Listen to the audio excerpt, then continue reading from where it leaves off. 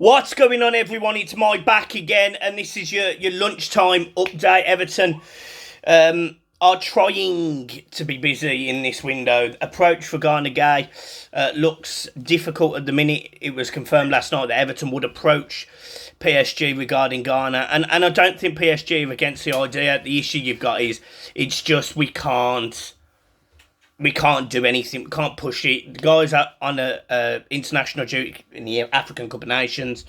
It's going to be difficult to factor everything in, medicals, etc. So, as it stands at the minute, I'd be surprised if we get Ghana, but he is definitely the sort of player that Everton should be looking at. In terms of other news, there isn't loads going on. Frank Lampard hasn't been announced yet.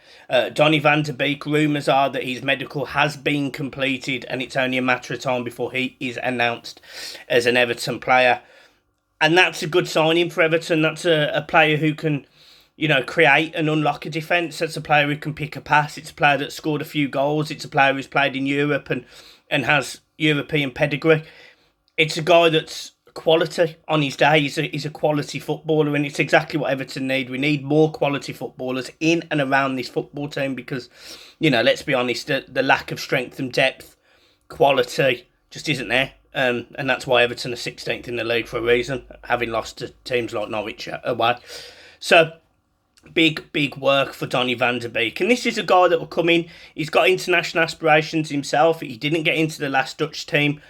He was dropped for their recent games, and he's going to want to prove a point. He wants to get into that World Cup squad.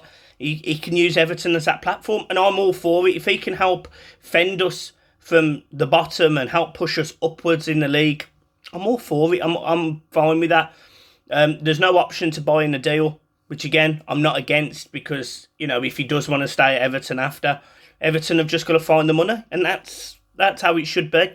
The only thing I always caveat with loan signings is that could be great for 6 months, that could be brilliant, and then when they actually sign the deal, they're not great. And we've seen that before. Andre Gomez was fantastic in a 6-month loan from Barcelona, and he's been pants ever since. And it's not just the injury, it was pants before the injury. So you've got that. You've got rumours that Ashley Cole will be joining Frank Lampard's backroom staff. I saw the nameplate. I was sent a nameplate picture of Ashley Cole, and I think it's Chris Jones, who are two people that would be in Lampard's staff. Again, it's just filling the team with winners, and looking at Everton there, you've got Leighton Baines and Ashley Cole, the two best left backs the Premier League you could argue has ever seen, or certainly they're two of the best. So it's really good that Everton have got players and former players in and around the team who are still hungry, have got that winning mentality, understand what it's like to be in a team that needs to go forward. We want to play aggressive football, we want to play attacking football, and you've got coaching staff around the place that's just built into them, attacking, aggressive, quick football. In terms of other outgoings, look, there's rumours that Brighton may move for Mason Holgate in a deal worth about 12 to 15 million. Nothing really has been confirmed. That's just some messages we've all had. There's a few bits floating around on Twitter. I think they're leaving it late. I know it's not late in terms of deadline day, with there being like 12 hours left or whatever it is, but I think if Everton we're going to need a replacement for one of our centre-backs, and if one goes, we need to bring one in. So that's that, in my opinion. In terms of other outgoings, there's loads of players. So this is almost an open plea to any football team that might be watching this video. But Everton have got a £25 million international in Gabarmin, who can go on loan wherever. We've got Iwobi, who can happily go out on loan. Quality footballers, top footballers who just, unfortunately, just due to how quality Everton are, just don't get in the side, unfortunately. But they'd be great additions to your team in the world of football. And there's also players like Cenk Tosun, which if you can convince him to stop being a mercenary at our football club, he might consider leaving. So, look, that is where we are, really. There's nothing massive going on.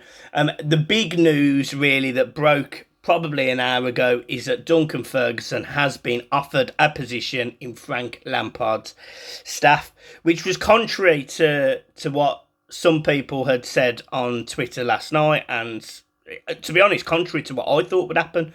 I did think that this would be the end for Ferguson and Everton, at least for the moment. I thought he would go and get the Sunderland job, or get a job that was going and prove himself, go and get that experience, and it looks like he may well stay at Everton, but we will see. At least he's been offered that role, at least he's been offered the job. A lot of people made out about comments that were made on Twitter last night regarding Mykolenko and something that Ferguson allegedly said. I don't believe it for a second. I don't believe Ferguson would have said what he said about Mykolenko.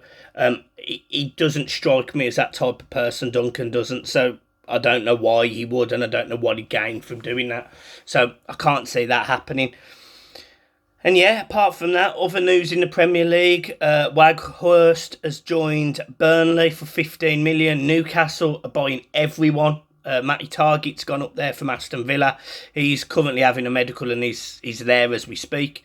And they've also gone for standard Rennes, Tenke, striker, £25 million. So Newcastle are showing their financial muscle. Norwich, Todd Cantwell, looks like he's potentially going to Bournemouth on loan. Aubameyang could be leaving Arsenal, which I have a fear that they will then approach Everton for Dominic Calvert-Lewin, but let's hope that doesn't happen, and you'll hear more about that if it does happen at the 6 o'clock video. So let's hope that doesn't happen. And in terms of Everton, look, I would love us to sign 3 players today. I'd love it to be a Donny van de Beek being one of them, a Ruben Loftus-Cheek being another, and a centre-half of some capacity. I think we might only get one over the line. I think it might only be Donny van de Beek, and it will be a disappointing... in my opinion, it would be a disappointing window if that's the case, with the whole situation around Luca Dean leaving the way he did, and then Rafa being sacked, and signing Anwar Al Ghazi, and then again Rafa being sacked. It looks like it's a Mashiri loan signing. It's not been a great window, but it's been positive, the fact that we don't have Rafa Benitez anymore. We do have a young, pragmatic, energetic, aggressive manager in Frank Lampard, and we have got young players that will be tailored to that. So, look, it's not a disaster window by any stretch. It's a fairly positive window. I was just maybe hoping for a little bit more, but look, you can't have everything, can you? If you'd have said to me at the start of the window, Everton are going to sign Nathan Patterson and Donny van de Beek, I probably would have just took that. The Luca Dean thing is what it is. He'd gone on for far too long, and we bought in Mykolenko, and hopefully he adapts to the Premier League sooner rather than later. But yeah, guys, look, I'll leave it there. Keep smiling. I'll see you at about 6, half 6, and up the toffees. Peace.